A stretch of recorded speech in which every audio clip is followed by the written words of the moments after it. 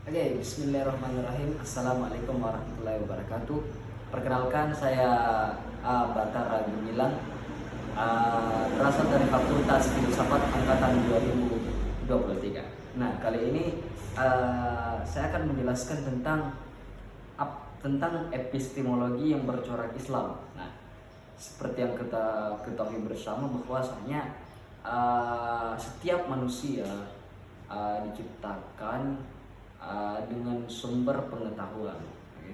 Dengan sumber pengetahuan, setiap pemikiran dan segala macam. Begitu pula Islam. Islam merupakan warisan dan bahkan bisa disebut sebagai pemikiran yang powernya begitu besar, yang telah tersebar di seluruh dunia. Nah, lantas bagaimana sih sebenarnya epistemologi di dalam Islam itu sendiri? Nah, di dalam Islam ada 3 corak epistemologi, yakni yang pertama ada yang disebut dengan epistemologi bayani. Nah, apa itu epistemologi bayani? Epistemologi bayani adalah epistemologi yang berfokus pada otoritas teks, yaitu Al-Quran dan Sunnah, hadis-hadis Nabi. Okay? Nah, pengetahuan diperoleh melalui pemahaman dan tafsir mendalam terhadap teks-teks tersebut. Nah, adapun tokoh-tokoh yang terkenal di dalam corak epistemologi bayani ini adalah mulai dari Al-Farabi yang lahir pada tahun 870 Masehi, yang merupakan salah satu filsuf sekaligus ilmuwan. Nah, selain itu dia juga merupakan logikawan, metafisikawan, dan politikus. Nah, oke. Yang kedua ada namanya Ibnu Sina. Ibnu Sina juga merupakan pemikir yang bercorak bayani. Karena begitu, dia merupakan dokter sekaligus filsuf, dia juga ilmuwan muslim yang terkenal dengan karyanya baik di bagian kedokteran maupun di bagian kefilsafatan. Nah, ia menggunakan metode tafsir dan analisis linguistik untuk memahami teks-teks suci dan mengembangkan teorinya sendiri tentang pengetahuan. Nah, tokoh yang ketiga ada yang namanya Al-Ghazali. Dia juga menganut epistemologi bayani. Dia merupakan seorang teolog, seorang filsuf, sekaligus sufi dari Muslim yang terkenal dengan berbagai macam karyanya baik dari bidang filsafat maupun tasawuf. Ia menekankan pentingnya intuisi dan pengalaman spiritual dalam memperoleh pengetahuan tentang realitas tertinggi. Nah, corak yang kedua ada yang namanya epistemologi irfani. Apa itu corak irfani di dalam Islam? Yaitu menekankan pada intuisi dan pengalaman spiritual. Nah, dalam memperoleh pengetahuan hakiki itu didapatkan dengan cara melalui pencerahan batin dan kesucian jiwa. Tokoh-tokohnya ya seperti dengan pengertian tadi, tokoh-tokohnya pastinya berasal dari kaum-kaum sufi, mulai dari Al-Hallaj yang merupakan sufi muslim yang terkenal dengan pernyataannya yang kontroversial, yaitu dia menyebutkan bahwa aku adalah Tuhan, yang mana dia menyebutkan bahwa manusia itu dapat bersatu dengan Tuhan. Nah, ia menekankan pentingnya pengalaman spiritual langsung dalam mencapai pengetahuan tentang realitas tertinggi. Yang kedua namanya Ibnu Arabi. Ibnu Arabi juga merupakan sufi, sekaligus filsuf dan penyair. Nah, yang mana banyak karya-karyanya terkenal baik di bidang metafisika, tasawuf, dan segala macam. Ia mengembangkan teori tentang wahdatul wujud, tentang meyakini bahwa semua realitas itu berasal dari satu, pada dasarnya adalah satu.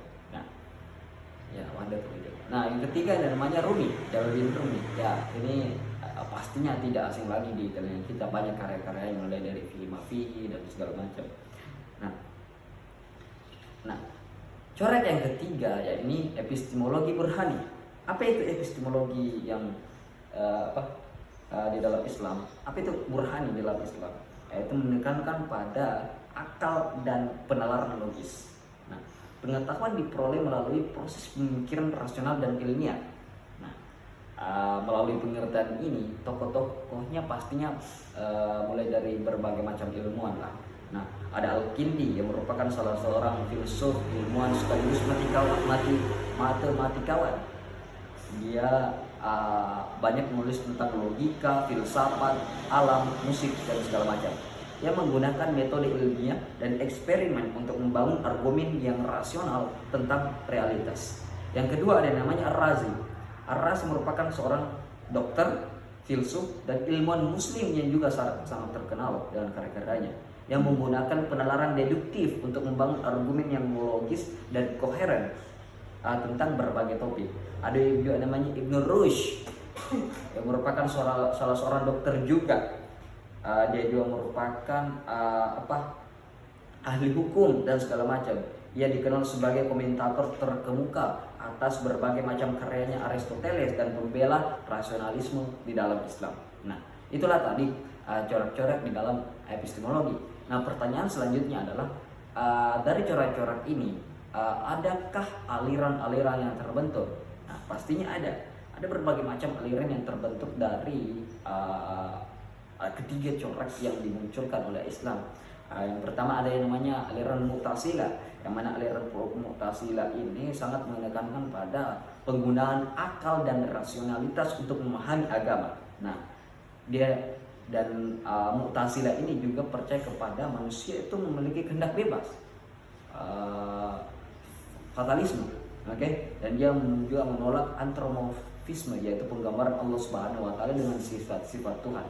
Nah, tokohnya itu ada Mu'tazilah ini dicetuskan oleh Wasil bin Attab, yaitu pendiri aliran Mu'tazilah. Yang kedua ada namanya aliran kedua yaitu Asy'ariyah, yang mana menekankan pada menggabungkan wahyu dan akal dalam memahami agama.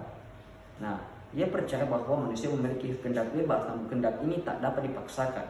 Yang mana juga menyatakan Allah Subhanahu wa taala memiliki sifat-sifat yang tidak dapat dipahami manusia. Tokoh-tokohnya mulai dari Abu Hasan al-Asy'ari, Al-Ghazali juga merupakan penganut aliran Asy'ariyah. Yang kedua ada pandangan Jabariyah, yang mana percaya bahwa segala sesuatu yang terjadi atas kehendak Allah Subhanahu wa taala dan manusia itu tidak bebas dalam memilih kehendaknya. Pendirinya ada Jahm bin Safwan. Salah satu filsuf juga namanya Rabi'atul Adawiyah, salah satu penganut Jabariyah. Nah, yang keempat, aliran keempat itu ada Murji'ah, yaitu menunda pembahasan tentang iman dan perbuatan sampai hari kiamat. Yaitu percaya bahwa Allah Subhanahu wa taala menentukan nasib manusia di akhirat nanti. Tokoh-tokohnya Hisham bin Al-Hakim dan segala macam. Nah, yang kelima adalah Qadariyah. Qadariyah itu percaya bahwa manusia memiliki kehendak bebas dan menolak bahwa manusia dapat dipaksa untuk berbuat dosa. Tokoh-tokohnya yaitu Ma'bad al-Juhani, pendiri aliran Qadariyah. Yang kedua adalah Al-Mu'tazilah. Seluruh penganut Mu'tazilah juga dapat dikatakan sebagai penganut Qadariyah. Nah, itulah tadi aliran-aliran dalam filsafat Islam. Lantas yang menjadi pertanyaannya adalah epistemologi Islam ini memiliki banyak problema. Salah satunya adalah problema tentang bagaimana mengintegrasikan ilmu pengetahuan keislaman tersebut dengan pengetahuan modern. Yaitu contohnya